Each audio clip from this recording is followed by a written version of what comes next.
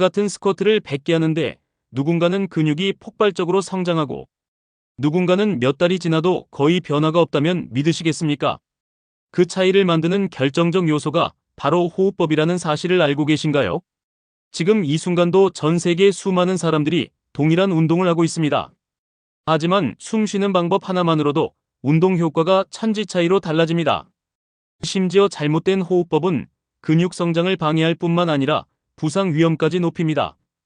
독일 쾰른 스포츠대학교 연구팀이 8주간 180명을 대상으로 진행한 실험에서 놀라운 결과가 나왔습니다.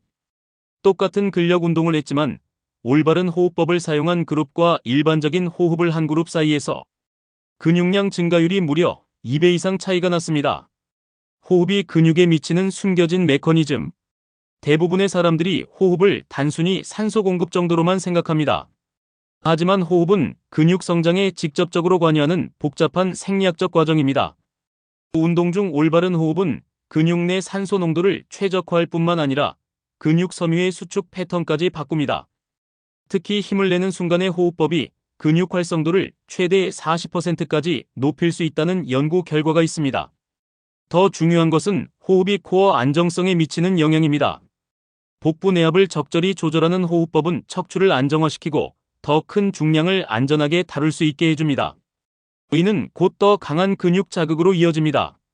잘못된 호흡이 근육을 망치는 이유. 헬스장에서 가장 흔히 볼 수 있는 잘못된 호흡법은 운동 내내 숨을 참는 것입니다.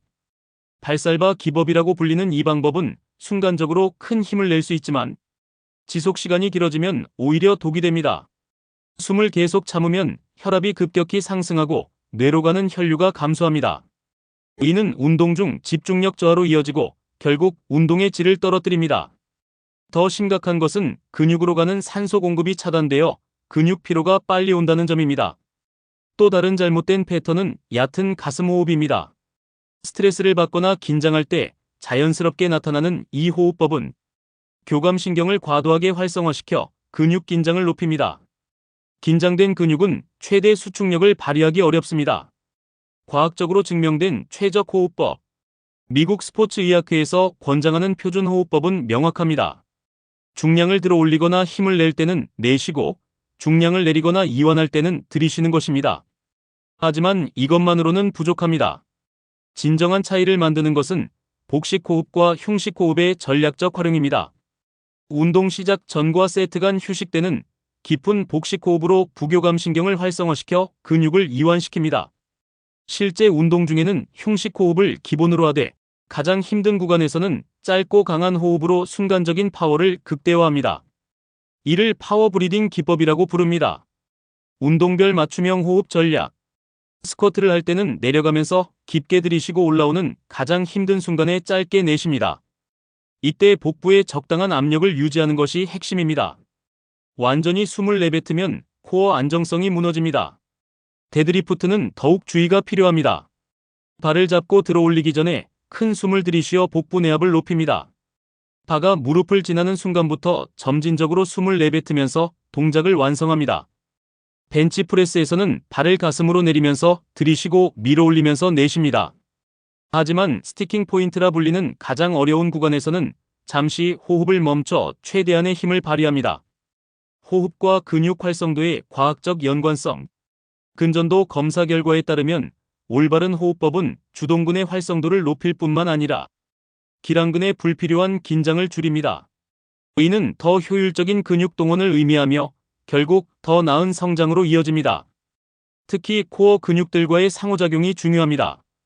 횡격막, 골반적은, 복횡근, 다혈근으로 구성된 딥 코어 시스템이 호흡과 함께 작동하면서 전신의 안정성을 제공합니다. 이 시스템이 제대로 작동하면 사지 근육들이 최대한의 힘을 발휘할 수 있는 안정된 기반이 마련됩니다. 반대로 호흡이 흐트러지면 이 시스템 전체가 무너지고 운동 효과가 급격히 떨어집니다.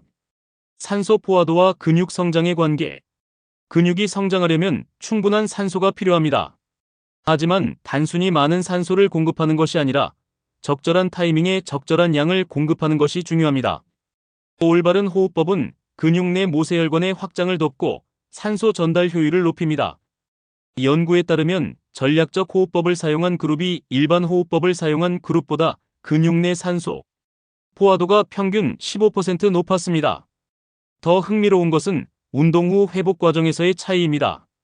올바른 호흡법을 사용한 경우 운동 후 젖산 제거 속도가 빨라지고 근육 손상 지표가 현저히 낮게 나타났습니다.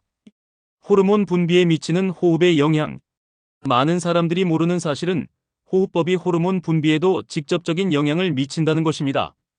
깊고 리드미컬한 호흡은 성장 호르몬 분비를 촉진하고 코르티솔 수치를 안정화시킵니다.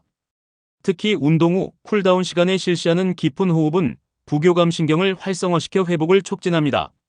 이때 분비되는 성장 호르몬과 IGF-1은 근육 성장에 핵심적인 역할을 합니다. 반대로 얕고 불규칙한 호흡은 스트레스 호르몬인 코르티솔 분비를 증가시켜 근육 분해를 촉진할 수 있습니다. 같은 운동을 해도 결과가 다른 이유가 여기에 있습니다. 실전에서 바로 적용 가능한 호흡 기법. 가장 기본이 되는 것은 4-7-8 호흡법입니다. 4초간 들이쉬고 7초간 참았다가 8초간 내쉬는 이 방법은 운동 전 준비 단계에서 신경계를 안정화시키는 데 효과적입니다. 운동 중에는 2:1 비율 호흡법을 활용하세요. 2초간 들이쉬고 1초간 내쉬는 패턴으로 호흡하면 산소 공급과 힘 발휘의 균형을 맞출 수 있습니다. 고중량 운동 시에는 발살바 기법을 부분적으로 활용합니다. 동작 시작 전 큰 숨을 들이쉬어 복부 내압을 높이되 동작 완료와 함께 점진적으로 숨을 내뱉어야 합니다. 호흡 근육 강화에 숨겨진 효과. 호흡 자체도 훈련이 필요한 영역입니다. 횡격막과 늑간근 같은 호흡 근육들이 강화되면 전반적인 운동 능력이 향상됩니다. 간단한 호흡 근육 훈련으로는 풍선 불기나 호흡 훈련기 사용이 있습니다. 하루 10분씩 2주간만 꾸준히 해도 폐활량이 늘어나고 운동 중 호흡이 훨씬 안정됩니다. 더 고급 기법으로는 저항성 호흡 훈련이 있습니다. 특수한 마스크나 기구를 사용해 호흡에 저항을 주는 방법으로 호흡 근육의 근력과 지구력을 동시에 향상시킵니다. 멘탈과 호흡의 상호작용. 호흡은 신체적 측면뿐만 아니라 정신적 측면에서도 운동 효과를 좌우합니다. 불안하거나 긴장한 상태에서는 자연스럽게 호흡이 얕아지고 빨라집니다. 이런 상태에서는 근육이 제대로 이완되지 않아 최대 수축력을 발휘할 수 없습니다. 반대로 차분하고 깊은 호흡은 마음을 안정시키고 집중력을 높여 운동의 질을 향상시킵니다. 명상과 호흡법을 결합한 마인드풀 트레이닝은 이미 많은 엘리트 선수들이 활용하고 있는 기법입니다. 단순히 몸만 움직이는 것이 아니라 호흡과 함께 마음도 함께 훈련하는 것입니다. 환경과 호흡의 상호관계. 운동하는 환경도 호흡 효율에 큰 영향을 미칩니다. 공기가 탁하거나 산소 농도가 낮은 곳에서는 아무리 올바른 호흡법을 사용해도 효과가 제한적입니다. 실내 운동 시에는 충분한 환기가 필요하고 가능하다면 공기청정기를 사용하는 것이 좋습니다. 또한 운동 전후로 실외에서 깊은 호흡을 통해 신선한 공기를 마시는 것도 도움이 됩니다. 고지대나 산소가 희박한 환경에서의 운동은 호흡법의 중요성을 더욱 부각시킵니다. 이런 환경에서는 평상시보다 더욱 정교한 호흡 조절이 필요합니다. 수분 공급과 호흡의 연관성. 많은 사람들이 간과하는 부분이 수분 공급과 호흡의 관계입니다. 탈수 상태에서는 혈액이 걸쭉해져 산소 운반 효율이 떨어집니다. 운동 전후와 운동 중 적절한 수분 섭취는 호흡 효율을 높이고 근육으로의 산소 공급을 원활하게 합니다. 특히 장시간 운동 시에는 전해질 보충도 함께 고려해야 합니다.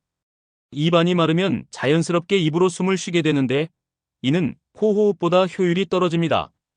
충분한 수분 공급으로 코 호흡을 유지하는 것이 중요합니다. 개인차를 고려한 호흡법 선택. 모든 사람에게 동일한 호흡법이 최적은 아닙니다.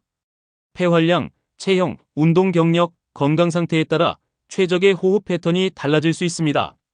초보자는 우선 기본적인 호흡 리듬을 익히는 것이 중요합니다. 복잡한 기법보다는 일정한 패턴으로 꾸준히 호흡하는 습관을 들이는 것이 먼저입니다. 중급자 이상은 운동 종목과 강도에 따라 호흡법을 세분화할 수 있습니다. 자신의 몸 상태를 정확히 파악하고 그에 맞는 호흡 전략을 수립하는 것이 효과적입니다. 측정과 평가를 통한 호흡법 개선. 자신의 호흡 패턴을 객관적으로 평가하는 방법도 있습니다. 스마트워치나 심박수 모니터를 활용하면 운동 중 심박수 변화를 통해 호흡 효율을 간접적으로 측정할 수 있습니다.